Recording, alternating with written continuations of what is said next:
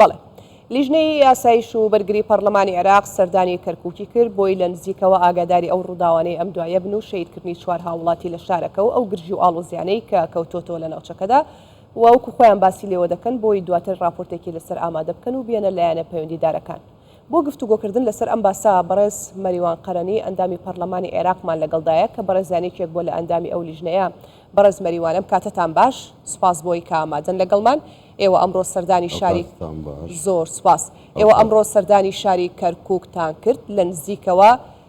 چیتان بیست؟ ئایا ئەوەی کە ڕوویدا لەگەڵ ئەوەی کە بیستان یەکی گرتەوە؟ ڕۆژی شەمەی ڕابردوو نەیمانجێ بڕیا ڕێک دەرچوو لە ئەنجومەنی نوێنەران کە لوجنە پێک بێتن لە لوجنەی ئەمن و دیفاع سەبارەت بە پێداچوونەوە بە ئەو جروکروفتانەی کە بۆ دوایە لە کەرکووچێ ڕوویدا. لوژنەیەکی تەقەسی حەقایق پێکات ئەوڕۆکە ئەو لوژنەیە سەردانی کەرکووکمان کرد. سەردانی یەکەممان سەردانی قیادەی عەمەلیاتی کەرکووکمان کرد لێندەر فەریق جەبار و چەند فەرمان چەند قایدەکی ئەمنیەکانی ناو کەرکووچێ لەگەرمان دانیشتن کۆبوونەوەمان کرد راپۆرتەشیان کرد راپۆرتەشیان پێشکەش کردین. ئەو راپۆرتەیە پێشکەشیان کرد راپۆرتەکی یەکلایەنە بوو بەڕا زۆر تەحەیزی کرد بە لۆلایەکی چەندی سوال و چەندین بابەتمان لەگەر کردنەوە لەسەر ئەم بابەتەیە زمانی ئەوانە کە باسییان دەکرد جارێک یەکداکردنەوەیان کرد بوو لە بینی متەزار مەجموعەکیان ناو لێنا معتەسەمین مەجموعەکیشیان ناو لێنا بوو متەظاهرین. لەو ئەوەی کە متەظاهرین بووینە کە پێشی چەند ڕۆژی ڕابردوو کە 50 کەس بووینە لە گەڕەکە کوردیەکان کاسب بووینە بەجێ لێ ئەو قسانەی کە لە زاری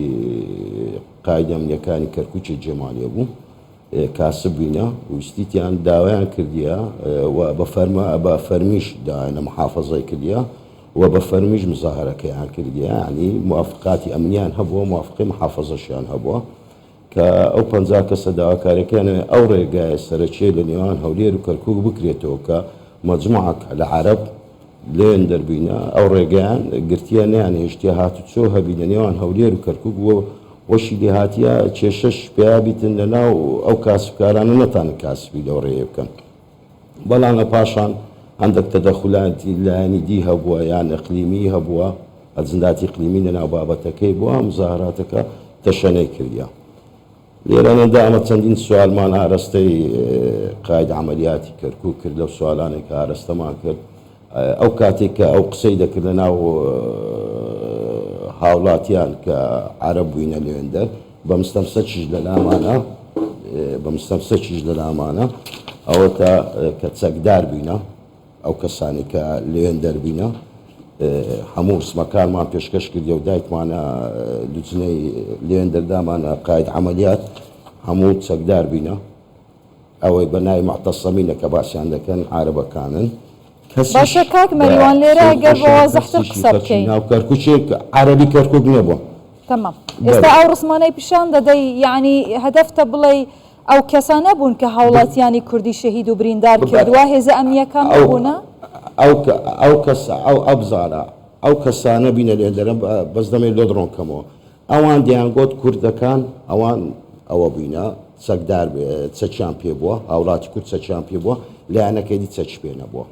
بەعکسەوە لایەنەکەی دی ئەتوقاید عەمەلیاتی کەرکووچێ پێم گوت سوالم ئاراستە کرد گوتم جەنابەت هاتی لەسەر سیارەکەت ڕاوەستای قسە لۆ خەرچی دەکرد کە ئەوانەی لێوێندەر بنە چەکدار لێوێ دیتە لە ئەسنای دیتنی ئەو چەکدارانە ئەتو سوالەکرد نەکردێ برێ کاکەم گۆش ئەو چەکانە چێ لەلاتانە باشە دووەم ئەوە دیمان دەکن هەیە وەرەقەی دیم دەکن هەیە ئەو وەرەقەی دیم دەکنەها کە کەسانەکەیە ملەسەمن هەستاینە تەقەی لە خەرک دەکەن ئەو تەوکە وێنەچی دیم نەکنە وێنەچی دیم نەکەنە کە ئەو کاتی کە جوندی لێندەر جێشی عێراقی وا تەقەی لە خەرچی دەکە ئەو کاتێک کە هاوکاریان شەهید کردیە ئەوە وێنەچی دیم نەکنە ئەو کەسە کە باسی دەکردێگۆ خەرچی دەکوژین لەسەر وێنەی ئەو کەسە کە خەرچی دەکوژینە سەر وێنەی لەسەر هەویەی کەسانی دەکوژینە سەر هەویەی ئەو کەسە وەختی خۆی لەسەر تیرۆر گیرایە. گوتم سوالم لێ ئاراستە کرد گوتم کاکە ئەو کەسە بەخۆی لەسەر تیرۆرە جەنابەت لێوێن دەربووی ئەو کەسە و چۆ قسەی کردێ لۆ ئەتو ئیجرعاتی لەگەر نەکردیە لۆ بۆچی ئەوەی کردێ گوتیتی ئەمن لەسەر هەویەی خەرچی دەکوژینە و ئیجرعاتی لەگەر نەکرد. کاک مەریوان وەڵامیان چی بوو بۆ قسەکانی ئێوە کە ئەم هەموو مستەمسەک و بەڵگەیەتان بەدەستەوە بووە؟ وەڵامیان نەبوو بەڕاستی پێ ئەو بەڵگانەمان پێ بۆ ڤیدیۆشمان پێ بووە ئەوەشمان پێ بووە کە ڤیدیۆمان داینێ کە پێشی ئەوە پێشمان گوتمە تو 6 ڕۆژە ئەتو ئەو ڕێیە گیرایە ئەتو سانعی ئەزمەی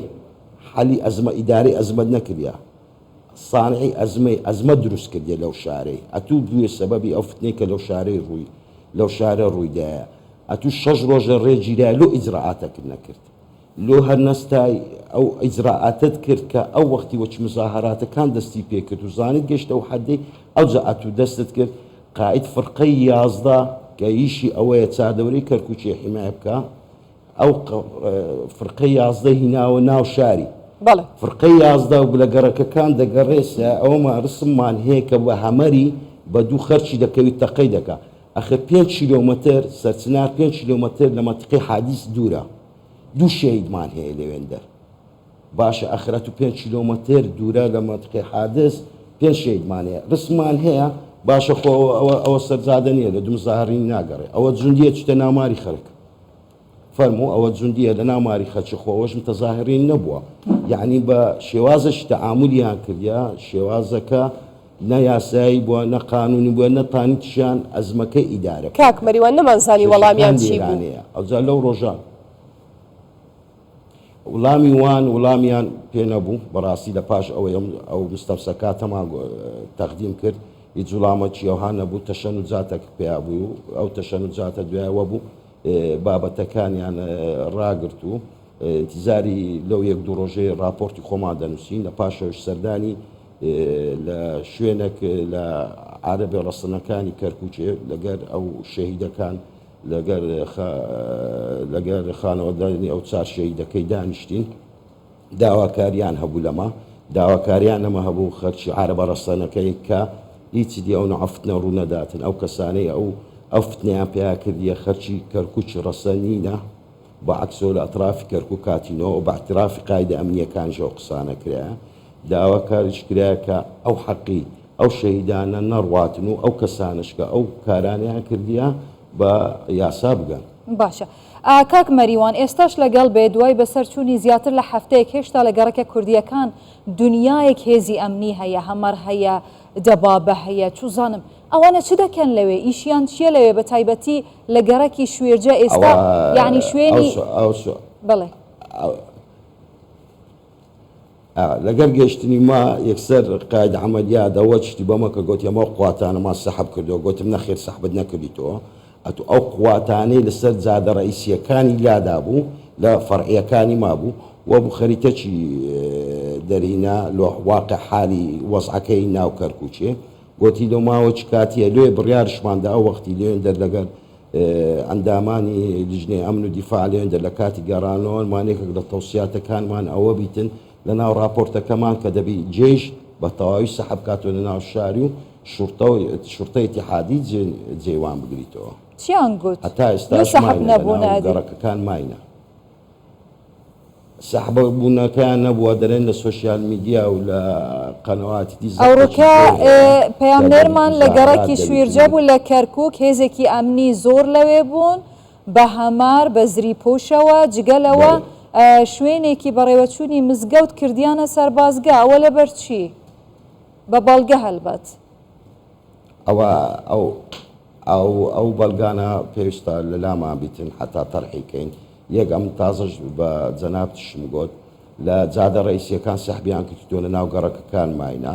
لە ناو گەڕەکەکانیش ماینەوە کە گوتیان جارێ لەو ڕۆژانە عەلەساز ئەو قواتە سەحب دەکات. باشە کاک بەریوان بە کورتیەگە وەڵامی ئەوەشمان بدەیەوە. تەمام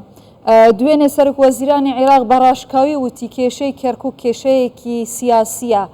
ئەگەر کێشەیەکی سیاسیە ئایا بە کوکردنەوەی بەڵگەکان و بە دوواداچوون هیچ شتێک هەڵدەبی؟ بەخۆی کێشەی کەرکک کێشەی سیاسیە لە یەکەم ڕۆژ لە پاشی ئەحداسی 16 ئۆکتۆبەر کە پارتی لە ناو کەرکوچێ سەحبی کردەوە لە ناو کەرکوچێ نما ئێستاش بە ئەتیفاقی لەگەر ئیدارەی دەولەت ئیتفاقە کرایە واژوش کرایەوە لەگەر حکوومەتیش واژوش کرایە لە ئێرانە دەتام سوال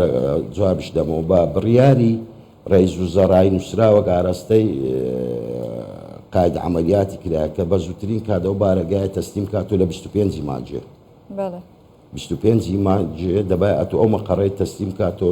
بەخۆی سەحب کاتۆ بستە ناو فڕقەی 11 بەڵام ئەوەی کردبوو ینی حس دەکەی سەبەبی فتنەکەش لێن دەڕادەست پێ دەکاتن تاخیربوونەکەی وی و وەی کردی ئەو خەرکە لێ خڕبوونەوە ئەو کێشەیە پێیابی فعلەن کێشەکە سیاسیە ئەجندەی اقلیمی تێدایە لەو بابەتەی ئەتو اتفاقیەکی سیاسی تەیە لەگەر ئیدارەی دەولەی زایدە اتفاقیەک تێ لەگەر حکوومەتی ئەو هەر ئەو اتفاقیە سیاسیەش بیتە منهەجی وزاری کە لە ناو پەرلەمان لە ناو ئەنجومەنی نوێنەرانی عێراق دەنگمانە سەردایە یەکێک لەو بابەتەیە گەڕاندنەوەی پارتی وە تەسلیمکردنەوەی هەموو بارەگایەکانی لۆ پارتی لێ بابەتەی بە سیاسی دەبینی دەبی لەو ماوەی بە جێلەیە کە ئەو وەفدەیە کە لە لای ما تەشکیل بووە ئەو لژنێتە قەسی حەقایق وەرەوە لەلایەن لژنێکیش لەلایەن سوڵتەی تەنفیزی تەشکیل کرا لەلایەن ئەنجومەنی وەزیران هەردوو لجنە بڕیارەکانی خۆیان دەدەنە لایانی پەیوەنددار بۆ چارەسەرکردنی ئەو کێشەی بە زووترین هێژا مەریوان قەرەنی ئەندامی پەرلەمانی عێراقیش بەغداد گەلێک سپاس.